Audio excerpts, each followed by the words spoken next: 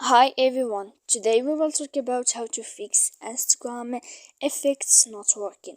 To know how to fix Instagram effects not working, you should just go to settings like this, you will click.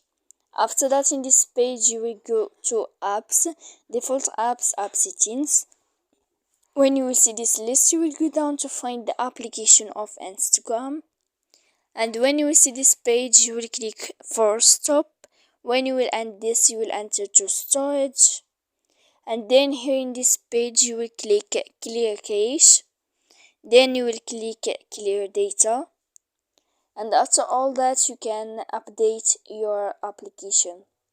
That you can know how to fix Instagram effects not working. So please don't forget to support us by like and subscribe. See you next time in another video, and thank you for watching.